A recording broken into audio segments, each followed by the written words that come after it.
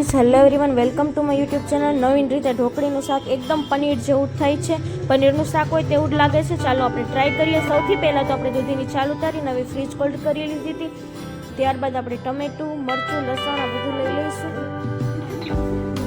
બધા મસાલા, ચટણી, મીઠું, હળદર, ધાણા જીરું બધા મસાલા તૈયાર કરી લઈશું.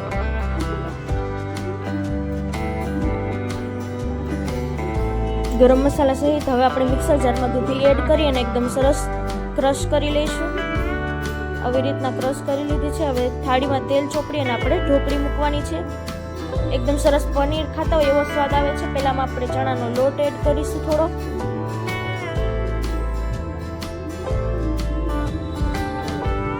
ત્યારબાદ સ્વાદ અનુસાર મીઠું એડ કરીશું અને બધું બરાબર રીતે મિક્સ કરી દઈશું. એકદમ સરસ પનીર મુકાય એવું થઈ જાય એટલે આપણે સ્ટોપ કરી દઈશું.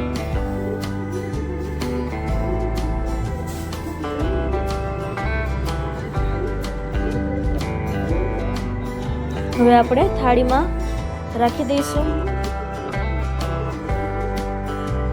હવે એક લોયામાં આપણે પાણી ગરમ મૂકીશું અને તેમાં ઢોકળી આપણે એડ કરી દઈશું. ઢાંકી દઈશું. 10 થી 15 મિનિટ સુધી ચડવા દઈશું. હવે આપણે મિક્સર જારમાં મરચું એડ કરીશું.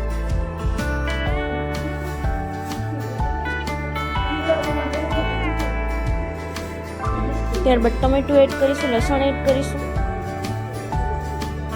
અને બધા એની પેસ્ટ બનાવી લઈશું ફાઇન રીતે. લીમડો એડ કરીશું. આખું જીરું એડ કરવું હોય તો આખું જીરું.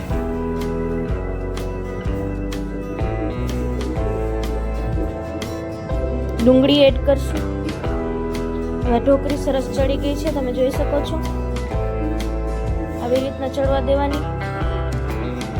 હવે આપણે લોયામાં તેલ ગરમ મૂકીશું. તેલ ગરમ થઈ જાય પછી તેમાં રાઈ એડ કરીશું. ત્યારબાદ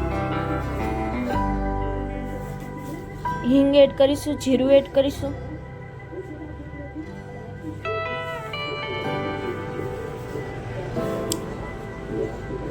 ત્યારબાદ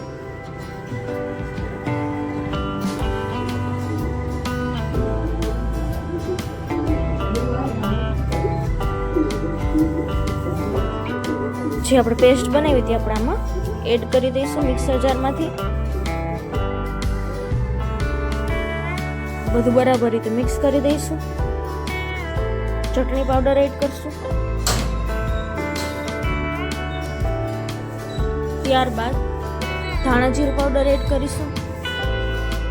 સ્વાદ અનુસાર મીઠું, હળદર, ગરમ મસાલો,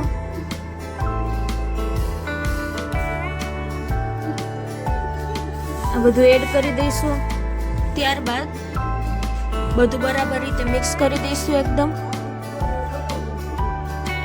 ત્યારબાદ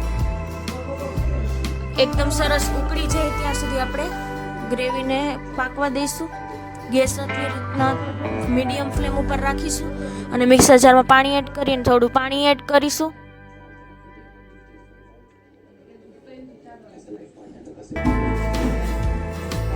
ત્યારબાદ ઢોકળી પણ સરસ તૈયાર થઈ ગઈ છે. આપણે એમાં એડ કરવાની છે. એ પહેલા આપણે થોડી ઠરી ગઈ છે. હવે આપણે ચાકા પાડી લઈશું.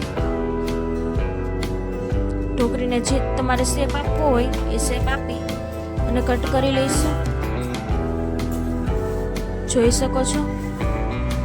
જો વિડીયો ગમે તો લાઈક, કમેન્ટ, શેર અને અમારી ચેનલ સબસ્ક્રાઈબ કરી નાખજો. વધુમાં વધુ ફ્રેન્ડ સાથે શેર કરજો જેથી નવી નવી રેસિપીસ જાણવા મળે.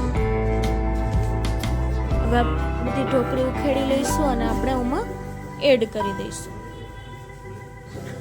એકદમ સરસ જોઈ શકો છો. પનીર હોય તેવી જ થઈ છે. ટેસ્ટ પણ ખૂબ જ સરસ આવ્યો છે. મહેમાન આવ્યા હોય ત્યારે ટ્રાય કરજો. બહુ જ સરસ બને છે નવીન રીતે. કોથમીર વડે ગાર્નિશિંગ કરી લઈશું. સર્વ કરવા માટે એકદમ તૈયાર છે શાક. એક વખત ઘરે જરૂર ટ્રાય કરજો. બહુ જ સરસ બને છે. થોડી વાર ઉકળવા દઈશું. ગરમા ગરમ રોટલી સાથે તમે સર્વ કરી શકો છો.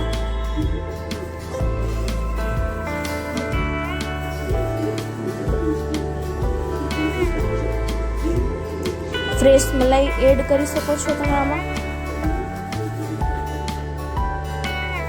જોઈ શકો છો લુક કેટલો સરસ આવે છે.